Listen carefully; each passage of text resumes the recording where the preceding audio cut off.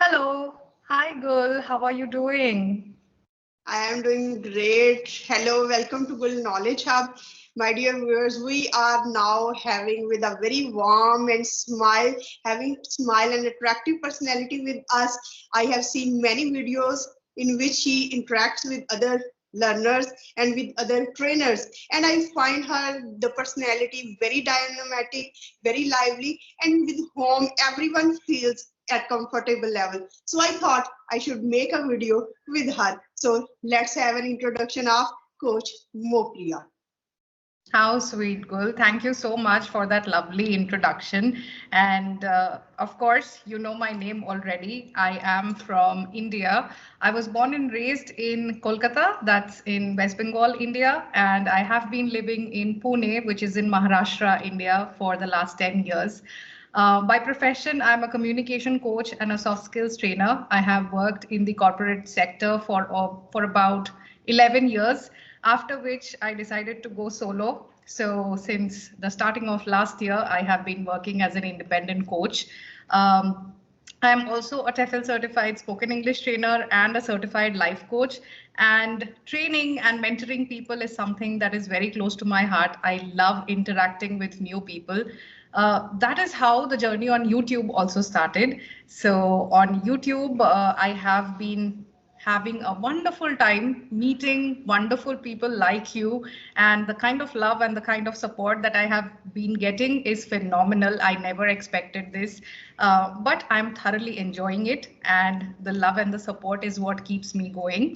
Apart from my sessions and the work that I have to put into the YouTube videos, whenever I get some free time for myself, I love to travel, I love cooking, and I enjoy a lot of time with my friends, my family, and my cats. So that's a little bit about me. If you have any specific questions, I would love to answer them for you. That's lovely and that's amazing and fantastic introduction you have given about yourself. Amazing. That's very nice. Good, good, good. I'm so happy to see that you are multitasking and you are handling everything so beautifully. Congratulations. Thank you so much. And Amazing. Great job. I think you are doing a wonderful job, not only for yourself, but also, in raising your kids. Very good. nowadays I am running my YouTube channel named as Good Knowledge Hub, and I have reached about 24,000 subscribers. Amazing. That is very, very commendable. And this is exactly what I keep telling, most of my audience and my learners as well, that everything can seem very difficult, but if you push yourself and if you put in the hard work, then you can achieve anything. Maybe you are a homemaker, maybe you are a mother, but if you want to do something and achieve something for yourself, you will always be able to find time and you will always be able to push yourself. Very good job done. Thank you. So let's come towards the first point and the first question I would like to ask from you. And my Sure. first question is, what really made you to learn this language, this particular language? That's pretty interesting. I think I have answered this question quite a few times earlier, but to be very honest, the credit goes to my parents, not me, because back in 1990s they were very futuristic and they knew that English is going to be the language of the next generation. So they got me admitted back then in the only English medium school which was available in my town that I was being raised in.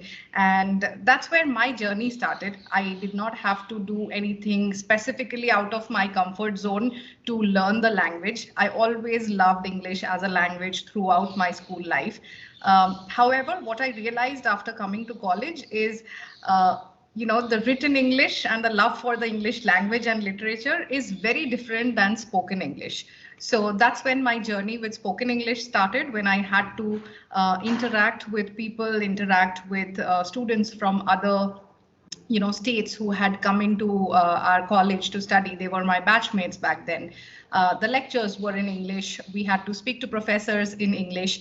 And because I am from the hospitality industry, the guest interactions were also in English.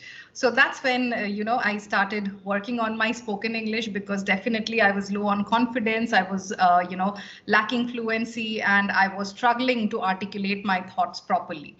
Back then in 2006, we never had, internet connectivity at the tip of our hand. There was very little knowledge about YouTube. So we had to experiment with our own learning.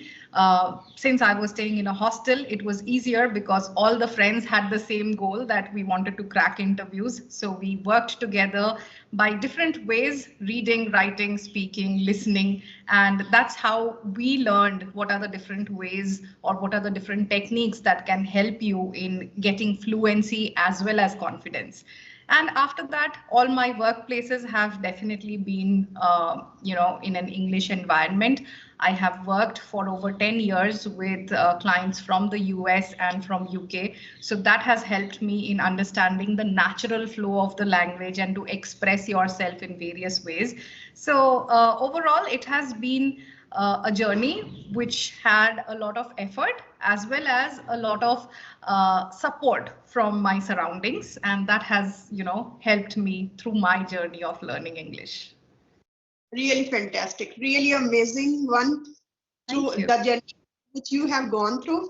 And next question I would like to answer, because as you have mentioned your stages of learning English language, I would like to ask you the question: to what an extent beginners should focus on grammar from the initial stages? To what an extent? Because we have to specify grammar, because nowadays we are seeing or we are watching a lot of videos, rather plethora of content is available on internet, and sometimes the beginners are quite baffled to that which content or which YouTube channel they have to focus, and they are remained on the web that this is the technique or these are the techniques, and after even 1 year or the 2 years they are searching for the tips and techniques. They do not come to the point of speaking.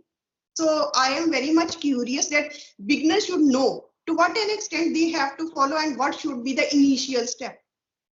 Amazing. I think that's a very good question and a very common question that people generally have when they want to learn the language and gain fluency. So grammar, we need to understand, is definitely important. So anybody that tells you that grammar is not important is just bluffing because they want to get views.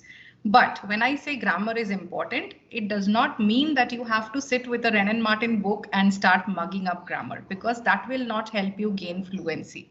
What you need to understand is grammar is a part of your English language journey. So you cannot treat grammar and speaking separately.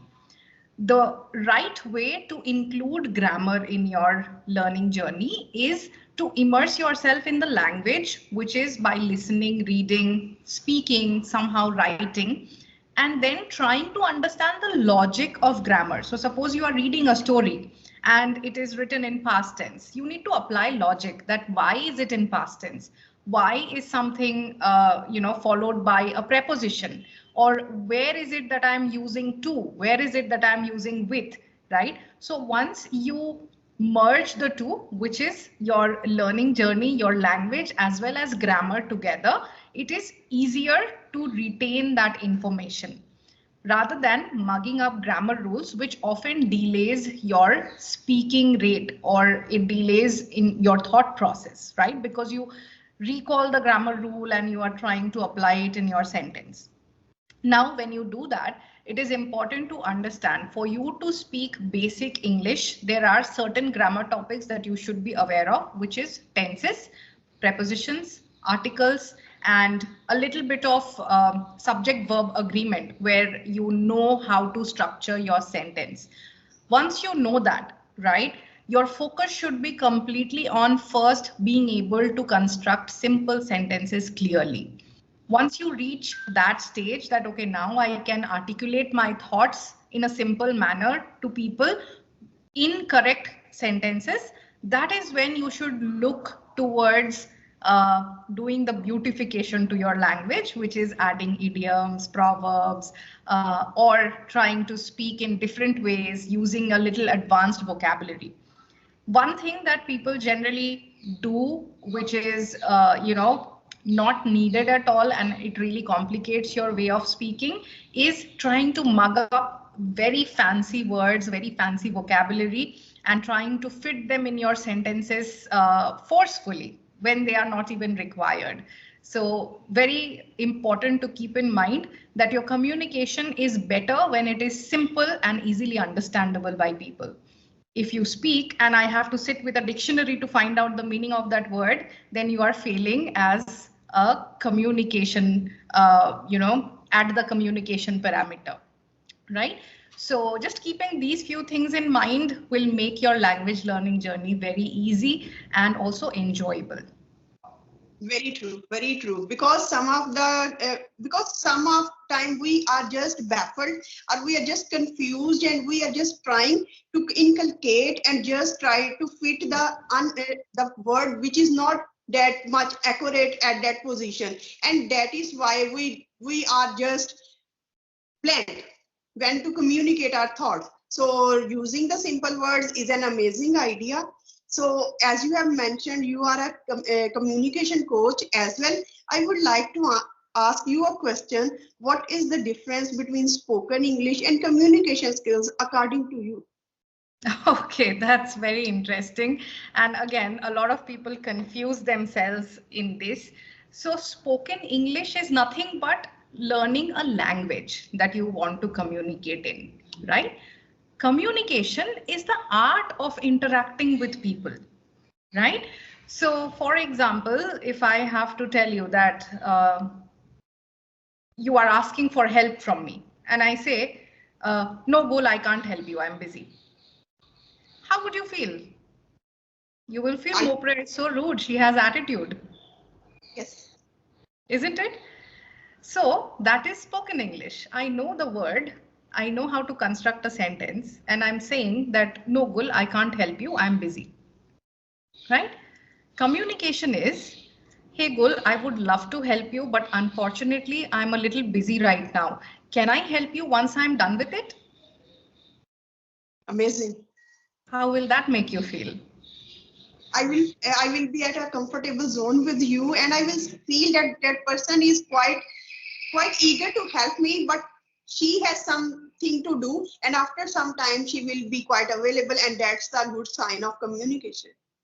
Right. So that's exactly the difference between spoken English and communication. Yes. Yeah. Now, when we are coming towards writing, we do not have the time, we do not put our efforts on writing, because writing is quite essential for for spoken English, for the flow, for the natural or spontaneous flow. But we Yes. ignore part, the very essential part. So how would you recommend that how can we inculcate writing, and what steps we have to take regarding writing? Okay, that's a very good question. And it is true that writing immensely helps you in structuring your thoughts and articulating better. It also helps you in framing better sentences grammatically. Okay, so what happens is nowadays everybody is looking for faster results. And because people are interested in faster result, most content creators are creating videos that tell you, oh, you can learn English very easily, it's going to be a piece of cake, and you can learn in 7 days, 5 days, 30 days, and you can be fluent. Now, because of that, people are not getting the clear idea, and wherever they see that, okay, here I have to put in effort, they take a step back. But it is very important to understand that there are no shortcuts that are possible when you want to learn a language unless you are roaming with a translating app, right? So if you want to really learn the language and speak it in a good manner, right? You have to put in that effort, and equal importance has to be given to all four pillars, which is reading, listening, writing, and speaking. So when you write, what are the things that you can write? You can write about anything and everything. Give yourself topics. But if you are not good at giving yourself topics, what you can also do is start journaling. Journaling your day, which means if you are doing it at the start of the day, write what are your goals for that day, how are you feeling that morning, what are the things that you want to achieve in that day, what what are the things that you are happy about last day or the last night, or what are the things that happened which were good last night. If you're writing at the end of the day, write down how your entire day was. That will give you an idea to construct sentences in the past tense. Write about your goals for the next day. Write how you are feeling. That will help you understand yourself better, because most of the times we don't know anything about us. We don't know how we are feeling. We don't know what makes us happy. So knowing yourself and journaling is a great way to practice writing. It gives you clarity about your own life, about your own goal, about your own emotions. Plus, it helps you with your language. Other times, like what I do, I have a WhatsApp community where there are separate groups for ladies and men, and I share one topic every single day for all my learners.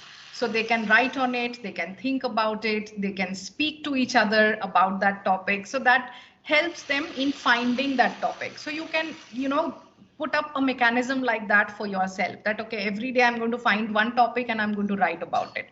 So if you really want to achieve something, if you really want to, put in that effort, you will see that, the learning part is really easy. Amazing, amazing, and quite accurate. And if we just follow these steps, we can enhance our writing skills. Absolutely, that's true. All right. Personally, So, mhm. and the last question I would like to ask from you is how to achieve our pronunciation level? Because sometimes we just mix up pronunciation and accent. Sometimes we just see that if we don't have the British accent or American accent or any European accent, then we are not a good speaker. We are not a good communicator. And sometimes we fake our style. So what do you say about pronunciation? Well, I have spoken about this quite a few times. Accent is nothing but a, you know, a, a local impact on someone's language. So what we call MTI, or mother tongue influence, is what is accent in the US. Okay. So learning an accent, just give me a minute, good. Okay. 1 second.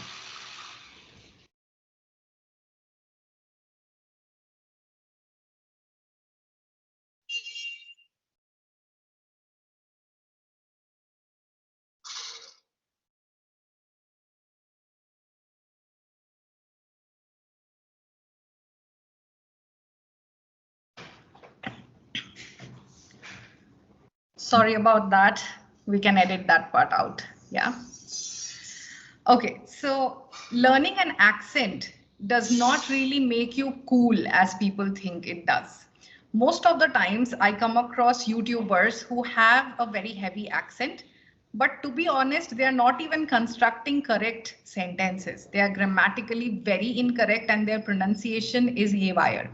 So just rolling your R's or biting your V's is not going to make you cool, and that's not going to make you an American or a British or an Australian.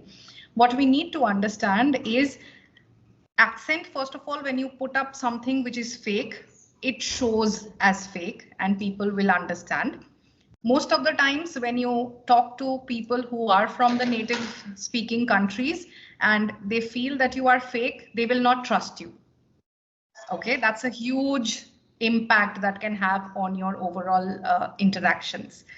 So what we need to do is we need to work on our pronunciation to get rid of our MTI and pronounce the words correctly without an accent. And we need to be able to speak clearly with our audience. If you do that, you are good to go. Anybody from US will be able to understand you. Anybody with UK will be able to understand you without any problems. So thank you so much for having a marvelous session with me. So accept huge, huge kind of thanks to you. Thank you so much, Gul. It means a lot to me as well. And you are a wonderful person doing wonderful things. In future, I would definitely love to connect with you once again and we can talk about some more interesting topics. And till then, wish you all the very best. If you ever need any assistance, you have my Skype ID. Do not hesitate to ping me and take care of yourself. Keep doing the awesome work that you are doing. Good All day. right. Okay. Bye.